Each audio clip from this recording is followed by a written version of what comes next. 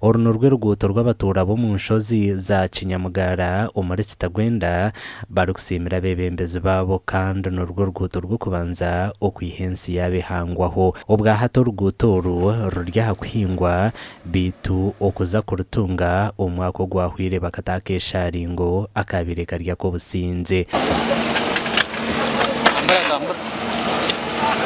nyina masiko ngo muhando go gwatemwa isomero rito rya Mirembe tuyakimara tamu utatungira inspector abo ko muhanda gwazaho na namasomero aganda gare ngwagazamu ngaza kwizagazoho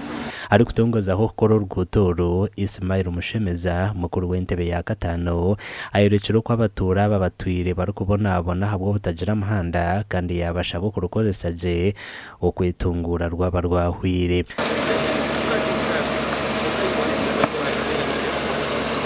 unganye ndakugambira ubwo muhanda gutuntu bakorera ni gwingana kilomita 9 okugurabamo okuzahidukota ya district ni kilometers 18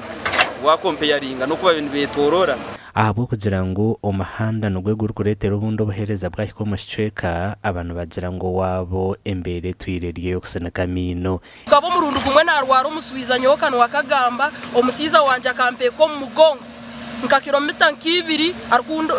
twika haruguto arukundu waro muhirwaro abakazi benda wajirenda mbakweka hakabigabugo obundo za rom muhanda namazima twasigara ntubanze bindi konka ayorekerire ahubwo bwiro buyamara tubwingi nabuke ntusubira kutukora okusinga haryeki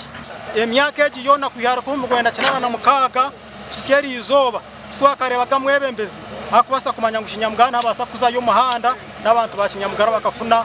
oborabo engutezi eino buringwa bwa kilomita 9 kandi neja kumaraho esente za Uganda miliyoni 250 okurugo mu Uganda Road Fund amakuru agagasha kwa Timothy Mushabe.